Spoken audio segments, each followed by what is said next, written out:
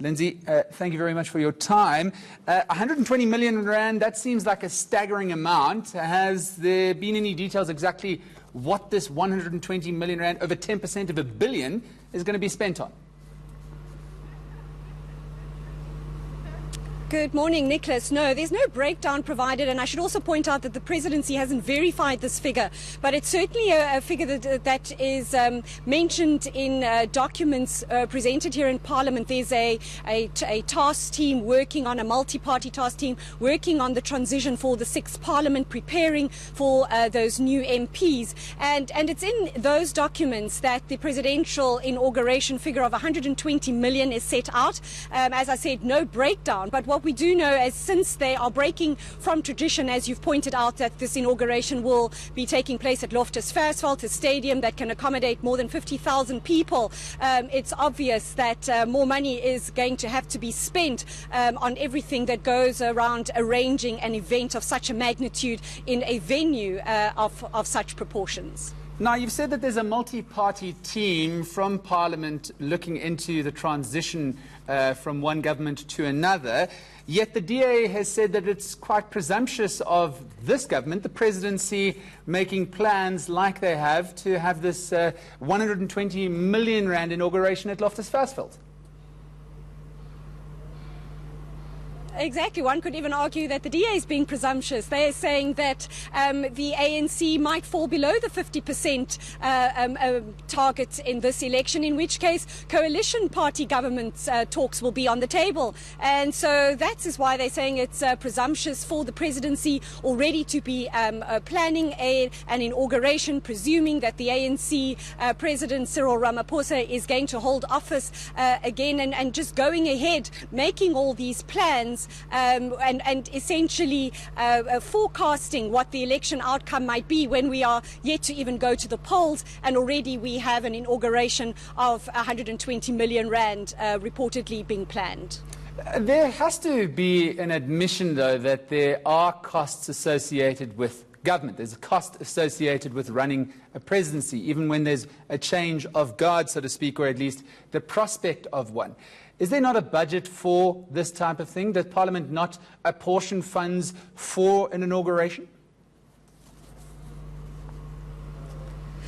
Well, Nicholas, it's very difficult in the budget to actually pinpoint exactly where they allocate the funds for a presidential inauguration. But you must remember, this is a year in which there are going to be 2 State of the Nation addresses. We've already had one in February, Parliament patting itself on the back earlier this year that it had cut costs so dramatically, given that it knows there will be another State of the Nation. But also, Parliament asked the National Treasury earlier this year for a budget of about 60 million rand for training and induction of those 400, some of whom will be new MPs coming to Parliament. And the Treasury said no, they can have 8.4 million rand to do that. And the document that the DA shared with the media today indicates that Parliament wants to ask the Treasury, or ask the presidency, whether, given that the Treasury has turned down what it had asked for, whether they can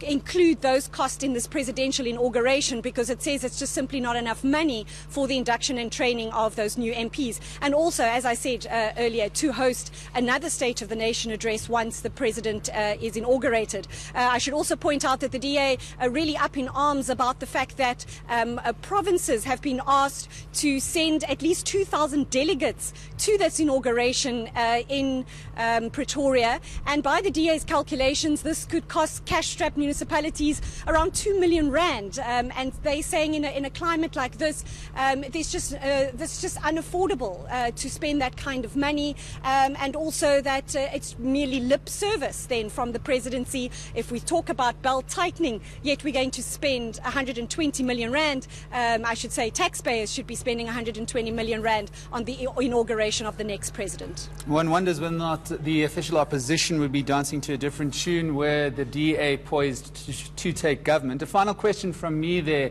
Lindsay. Perhaps this opens up the space for some creative solution. I mean, there is a standing arrangement to have a State of the Nation when a new government gets sworn in. That's nothing new. That's happened since 1994. But Do you think that it would open up the space for the presidency to say, okay, well, perhaps we can have the State of the Nation address at Loftus Versfeld and try and cut corners to save costs in that way?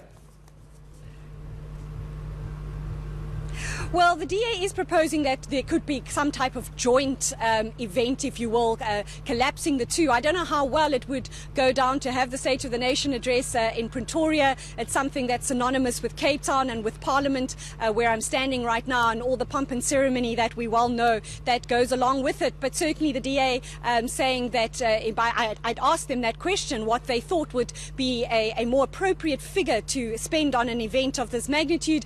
And the DA's chief whip, John Steenhuisen, saying to me in the order of about 2 million rand is what he would put on that. But we saw Parliament really trying its best earlier this year to cut costs on that State of the Nation address. There were no big dinners, no canapes, no drinks for MPs, and no branding. The branding had been cut down considerably. So there have been attempts here, certainly for the first State of the Nation address, to cut down costs, but it would just seem that that's has all really been a little bit of a waste of time if we're going to spend all this money on an inauguration instead. Lindsay Dendlinger, thank you very much for your time. Live on the steps of Parliament there. Lindsay Dendlinger giving us an update on the DA, revealing that some 120 million rand has been put aside by the presidency in preparation for the inauguration post the May 8th election.